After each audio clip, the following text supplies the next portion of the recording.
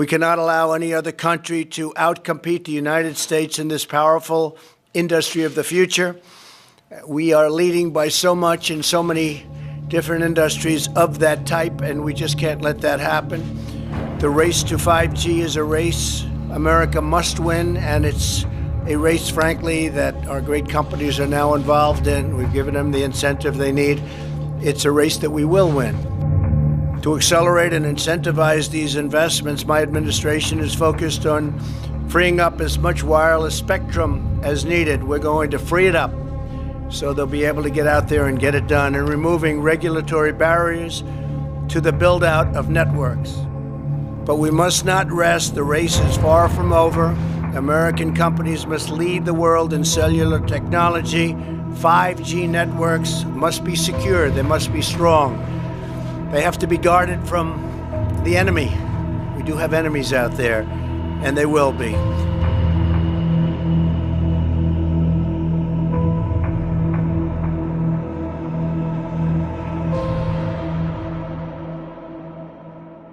AT&T is the nation's fastest 3G network, so you can download faster on your smartphone than Verizon. With 4G from Sprint, I can download files up to 10 times faster than 3G. Upload 10 photos in a minute. Verizon 4G LTE.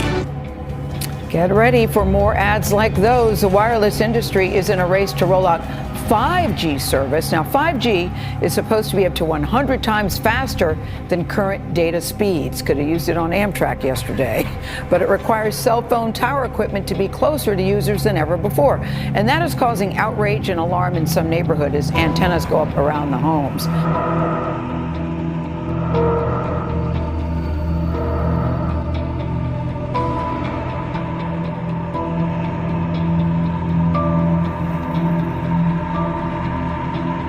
Wireless companies in the U.S. say they'll have to install about 300,000 new antennas for the rollout of 5G. That is roughly equal to the total number of cell phone towers built over the past 3 decades. The faster network could create new potential for work and play, but it's also leading to new concerns.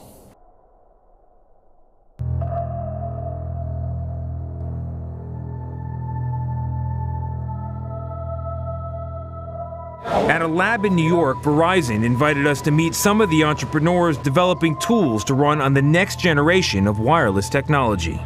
How important is 5G to your mission?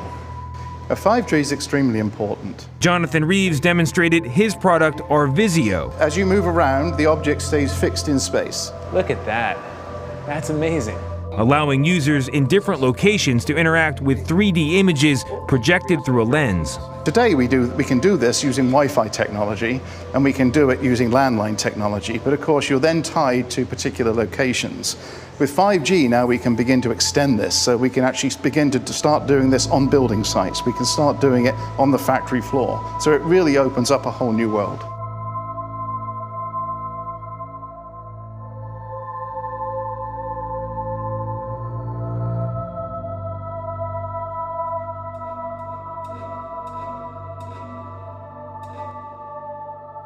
I joined the Royal Navy in 1960 and I studied microwaves, and I learned all aspects of microwave warfare, their dangers, their uses, the dangers to the human body. Microwaves at that time were, as they are today, used as weapons. It is a perfect weapon because you can't feel it, and for a government, if you can microwave people you don't like, you can give them cancer or brain damage, and you've effectively put them out of action, and you can't be prosecuted for it because they don't know you're doing it. You talk about microwaves used as weapons. Is it the same microwaves that are used in modern communications technologies? Exactly the same. Nothing has changed. The only thing that has changed is the color of the box that they come out of. So if you look into the science about this, what kind of symptoms could wireless technologies cause? You will feel very tired, you will feel lethargic, you will feel depressed, which is usually the first symptom. You won't want to get up in the morning, you won't want to be happy. You will have more colds, more coughs, longer colds, longer coughs, because your immune system cannot cope. That is followed usually by some form of neurological damage. You will feel suicidal. Suicide is a very common side effect. You will feel life isn't worth living, and then that has a knock-on effect in the rest of the body. So basically, in terms of the brain, you get incredibly depressed, and in terms of the body, your immune system is suppressed.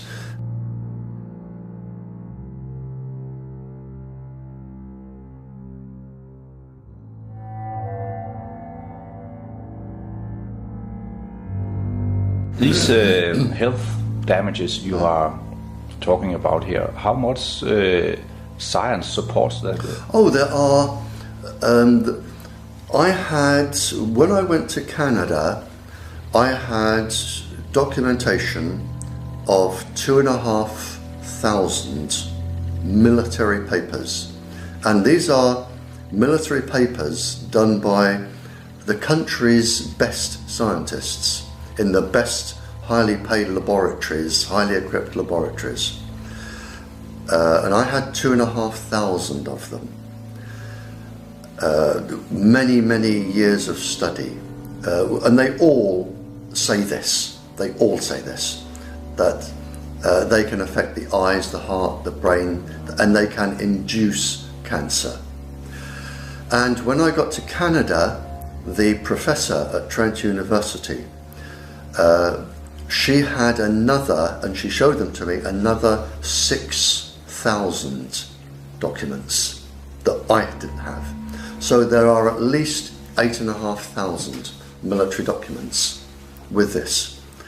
We also have now the peer-reviewed epidemiological studies, 14 of them to my knowledge, that all show low-level radiation causes cancer and neurological diseases, illnesses.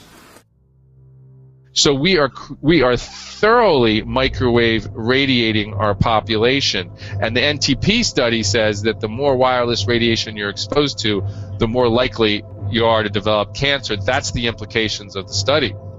That was a very important finding, as well as them showing that this all happened non-thermally, and that supposedly, according to our FCC guidelines, that's impossible. The reality is we have the mechanism now for how wireless radiation causes DNA damage, neurological effects, increases cancer, and damages DNA, leading to reproductive harm.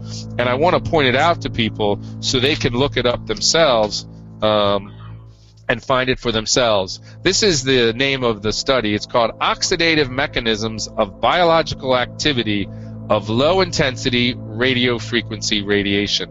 Oxidative Mechanisms of Biological Activity of Low-Intensity Radio-Frequency Radiation. And the first author, is Yakimenko.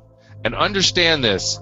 This is an important study because what it found is we have a consensus. That is, they looked at 100 studies, 93 of them agreeing that wireless radiation can cause DNA damage, leading to cancer and other health effects non-thermally. And it's not just one author. I heard one of the industry guys say, oh, well, this was a study out of the Ukraine. I said, that's not the point. The point is they looked at 93 studies from all over the world. That Indiana University is included in this study in terms of being one of the authors. And that, so we now have the mechanism. And by the way, the industry will say it's impossible and there is no mechanism. That's simply a lie. They're simply ignoring it. The reality is there's likely multiple mechanisms because this affects different systems of the body, causes different types of harm, and depending on the type of frequencies, we might have different mechanisms.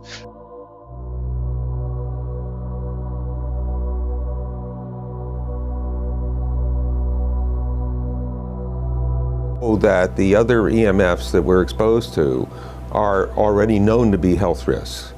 And basically that 5G because of the frequency that's going to be used and because of the extraordinarily high pulsation levels that will be used, is a much bigger threat to our health than the things that we already have, which are very substantial threats to our health. But you have to look, first of all, we're not just talking about the intensity. We're talking about the frequency and the very high level of pulsations.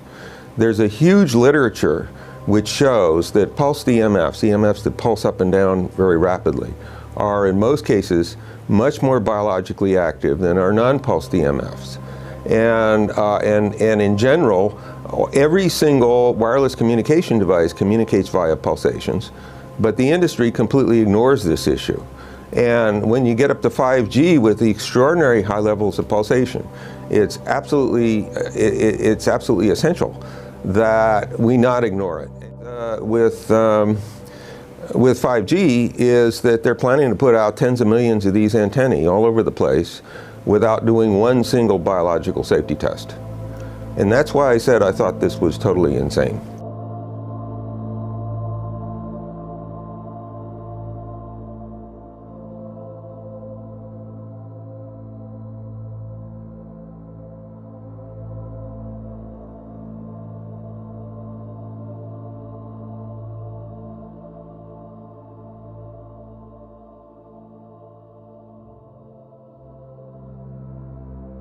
Now, right now, those people need your help.